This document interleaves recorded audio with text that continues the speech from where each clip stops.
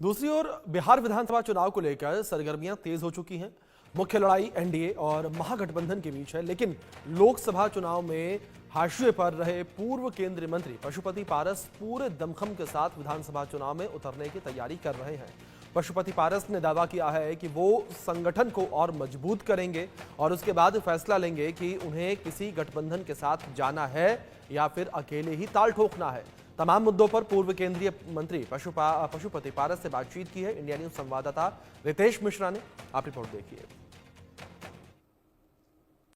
बिहार विधानसभा चुनाव में अभी तकरीबन 8 से 9 महीने का समय बाकी है, लेकिन अभी से ही चुनावी सरगर्मी या चुनावी तापमान कहें वो काफी बढ़ने लगा है, क्योंकि बिहार में इस बार विधानसभा चुनाव जो है वो काफी टफ रहने वाला है। समीकरण काफी तेजी से बदल रहे हैं, लिहाजा सभी पार्टियों ने अभी से ही अपनी अपनी तैयारी शुरू कर दी है। बिहार के अगर पॉलिटिकल परिदृश्य की बात करें तो एनडीए में अगर देखें तो बीजेपी जेडीयू है, दूसरी तरफ अगर देखें तो महागठबंधन में आरजेडी है, कांग्रेस है, लेफ्ट पार्टीज हैं, इसके अलावा हम पार्टी भी है बिहार में, मुकेश सहनी की भी पार्टी है, लेकिन एक और पार्टी है, वो पार्टी है पशुपति पारस जी की पार्टी, पूर्व केंद्रीय मंत्री पशुपति पारस जी की पार्टी है आरएलजेपी।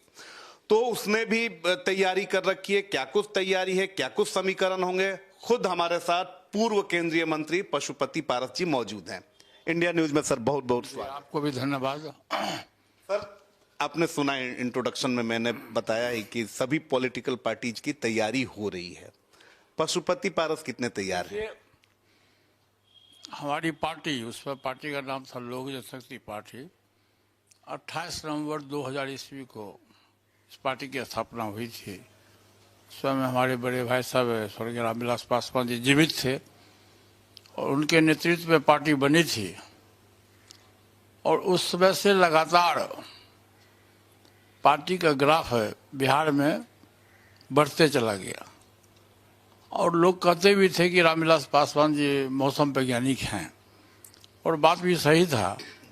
देश के चर्चित नेताओं में पासवान जी का नाम था, और देश में 6 प्रधानमंत्रियों के बीच में उनको काम करने का मौका मिला था। और बिहार का जो भी मसला होता था, पार्टी के संबंध में हो, परिवार के संबंध में हो, वो फैसला पासवान जी मुझ पर ही छोड़ते थे और मैं ही करता था। और मैं 47 वर्ष पूर्व मैं बिहार विधानसभा का सदस्य हुआ। मैं समझता हूँ कि उस समय मैं सबसे कम उम्र का रहा होगा। 77 में पहली बार मैं सदस्य बिहार विधानसभा हुआ, और उस समय से आज तक मैं पार्टी का काम किया। और सबसे बड़ी बात यह है कि मैं शुरू से ही संगठन करता रहा हूँ। संगठन की पर हमारी विशेष रुचि रहती है, और हमारे जो वर्कर्स हैं, आज भी आप देखे होइएगा कि हम 5 सांसद थे पार्लियामेंट में, और हमारे दल के साथ, चूँकि दलित की पार्टी है, तो मेरे साथ नाइंसाफ़ी हुआ। भाजपा के द्वारा मेरे साथ नाइंसाफ़ी हुआ, और हमारे 5 सांसद का बिना किसी कारण का टिकट से वंचित किया गया।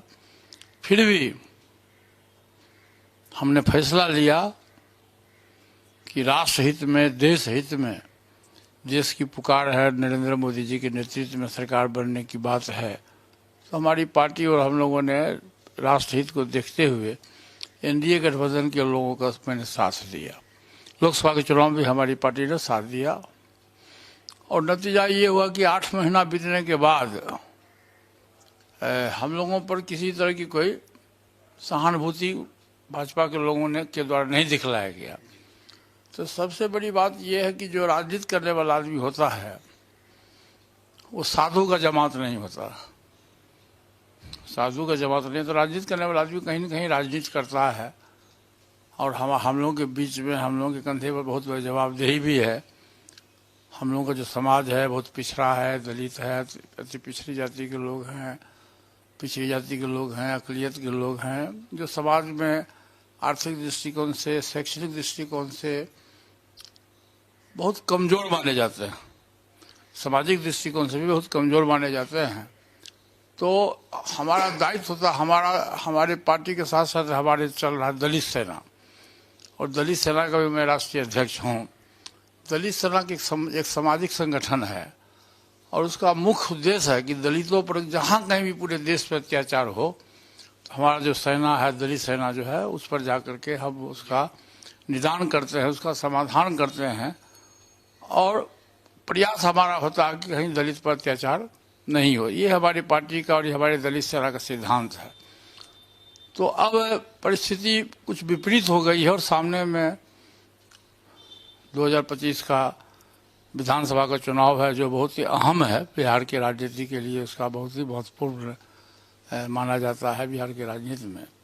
और अक्टूबर और नवंबर के बीच में विधानसभा का चुनाव होगा, तो कहीं न कहीं तो मुझको किसी न किसी दल के साथ जाना पड़ेगा। सवाल इसीलिए उठ रहा है सर, क्योंकि आप लालू जी से मिलने गए, जाहिर सी बात है कि आपके व्यक्तिगत संबंध भी हैं। लालू जी खुद यहाँ पर आपसे मिलने आए, कई दफे आप लोगों की मुलाकात हो चुकी है, कयास यही लगाए जा रहे हैं और ये पुख्ता भी हो चुका है कि भाई हो सकता है कि पशुपति पारस जी महागठबंधन के हिस्सा हों, लेकिन बीजेपी अभी भी इस पर कह रही है कि नहीं, वो हमारे ही वो धड़े हैं।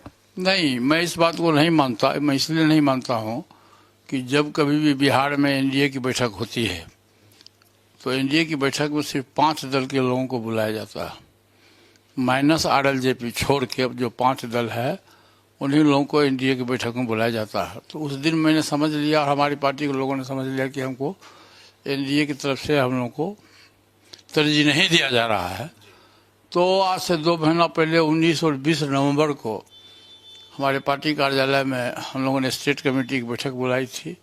हमारा प्रदेश का पदाधिकारी प्लस जिला का अध्यक्ष, ये सब लोगों की बैठक हुई थी। उसमें सर्वसम्मति से तय हुआ कि ये भविष्य की बात है कि हम किस गठबंधन में जाएंगे, लेकिन सबसे पहले हम अपनी पार्टी की तैयारी करें। अभी ये पूरी तरह से स्पष्ट नहीं है कि कहाँ जाएंगे। मैं आपको बता रहा हूँ। तो हमारा ये है कि 31 मार्च तक, मैंने 14 अप्रैल को बाबा साहब भीमराव अम्बेडकर का जो कार्यक्रम होता है हम लोग किशोर हॉल में मनाएंगे और उसी दिन हमारी पार्टी का घोषणा होगा। और उसके पहले 31 मार्च तक हम पूरे बिहार में, अभी तक 10 जिला का हम लोगों ने भ्रमण किया है। 11वां जिला आरा में है, 16 तारीख को है। 31 मार्च तक हम लोग 38 जिला का भ्रमण करेंगे, सम्मेलन कराएंगे और उसके बाद हमारे पार्टी के संगठन को मजबूत करेंगे। अभी हमारा है कि हम 243 सीट जो बिहार विधानसभा में है, हम उसकी तैयारी करें। हाँ, उसके बाद जो गठबंधन की बात है, तो इस गठबंधन में जो गठबंधन सम्मानजनक समझौता हमसे करेगा, सम्मानजनक सीट मिलेगा, हम उस गठबंधन के साथ जाएंगे। उसमें पहली प्राथमिकता महागठबंधन के साथ। प्राथमिकता महागठबंधन है। सर, मेरा सवाल है, लोकसभा चुनाव में आपने तैयारी कर रखी थी, आपको नहीं मिला। अक्सर आप लोगों के बारे में एक बड़ी अच्छी बात है कि आप हों, रामविलास पासवान जी हों, आपके जो भाई साहब थे रामचंद्र पासवान जी, आप लोग राजनीति में रहते हुए बहुत सहज हैं और कभी अपनी बातों से किसी का दिल अमूमन आप नहीं दुखाते हैं। आपने उस समय भी आपका इंटरव्यू हुआ था, आपने कहा था कि हम देश हित में एनडीए के साथ हैं। 8 महीने 9 महीने हो गए, लेकिन उस तरह से तरजीह आपको नहीं मिली। आपको क्या कारण लगा कि आप बिहार की राजनीति में इतने मजे हुए हैं, आप इतने पुराने हैं, आपका अपना संगठन है, आपकी अपनी एक धमक है? उसमें 2 बात मैं आपको कहना चाहूँगा। सबसे पहली बात तो ये है कि हमारी पार्टी दलित की पार्टी है। हमारा समुदाय, हमारा समर्थक 99% लोग दलित समाज के।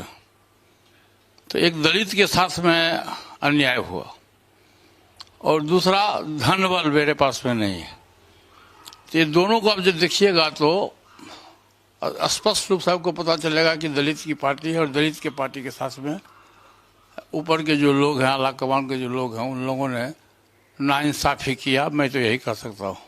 मैं लोकसभा चुनाव में आपके संसदीय क्षेत्र गया था, वहां पर लोगों को पूरी उम्मीद थी, आपके लोग भी वहां मौजूद थे कि आप इस बार फिर से वहां आ रहे हैं, और सारे लोगों ने कहा था कि नहीं, पशुपति पारस जी पुराने हैं और शुरू से, भले ही रामविलास पासवान जी वहां सांसद के तौर पर कई बार चुने गए, लेकिन लोगों से आप डायरेक्ट कनेक्ट रहते थे, वहां पे लोगों को उम्मीद थी।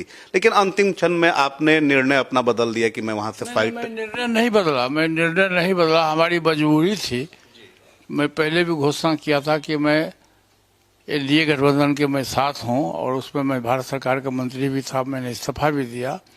तो हमारा दायित्व बनता था कि इतना जल्दी हम एनडीए से मोह भंग नहीं करें, और हमने देश हित में, राष्ट्र हित में मैंने फैसला लिया कि नरेंद्र मोदी जी के नेतृत्व में जो सरकार बनने वाली है उसमें मेरा भी सहयोग रहेगा, और मैंने सहयोग भी दिया। और यदि मैं हाजीपुर से चुनाव लड़ता तो मैं आपको निश्चित रूप से कह सकता हूं कि अगली बार मैं जीता था 2,55,000 वोट से, इस बार मैं जीता 5 लाख वोट से। अफसोस होता है कि नहीं सर? हाँ, अफसोस होता ही है। हम लोग चूंकि जमीनी वर्कर्स हैं, कार्यकर्ताओं के बीच में रहने वाले व्यक्ति हैं और संगठन करता हैं। आज हम भी अभी जब चुनाव के बाद भी कई बार हमको हाजीपुर जाने का मौका मिला। एक तरफ सत्ताधारी दल है, उसके सांसद और मंत्री जाए हाजीपुर, और दूसरी तरफ मैं जाता हूँ, तब देखिए कि किसकी तरफ अधिक भीड़ होती है, गरीब गुरबा लोगों को। वहाँ ताम झाम है, हमारे यहाँ ताम झाम नहीं है, लेकिन हमारे यहाँ जो वर्कर्स की भीड़ है उन लोगों के भीड़ से 10 गुना अधिक। तो हम पब्लिक मैन हैं, पब्लिक के बीच में रहने वाले लोग हैं। 47 वर्ष से राजनीति किए हैं, राजनीति का अनुभव हमको ज्ञान है। और पासवान जी जब जीवित थे तो वो सिर्फ आते थे, बड़े नेता थे, भाषण देते थे, चले जाते थे, लेकिन संगठनकर्ता मैं ही था। उसमें मुझ पर ही जवाबदेही थी कि किसको टिकट देना है, किसको चुनाव लड़ाना है, चाहे विधानसभा हो चाहे लोकसभा हो। ये पूरे बिहार के लोग और दल के, बिहार में जितना भी दल है, सभी दल के जो बड़े नेता हैं, सबको इस बात की जानकारी है कि हम संगठन करता है। सर, आप इतने पुराने राजनीतिज्ञ हैं, तकरीबन 5 दशक हो गया आपको सक्रिय राजनीति में। पार्टी को आपने खड़ा किया, छोटी सी पार्टी थी, उसको सत्ता तक एक बार वो भी हम बात करेंगे आपसे। अभी अगर देखा जाए सर, इस बार का बिहार विधानसभा चुनाव आप कैसे देख रहे हैं, क्या होने वाला है? क्योंकि एक नया फैक्टर आ चुका है, प्रशांत किशोर भी आ चुके हैं, महागठबंधन है, इधर तेजस्वी यादव हैं, उधर मुख्यमंत्री नीतीश कुमार के नाम पर चुनाव लड़ने की तैयारी है। आप क्या कुछ देख रहे हैं, आपको क्या लग रहा है? देखिए, अभी कुछ भविष्यवाणी करना उचित नहीं है।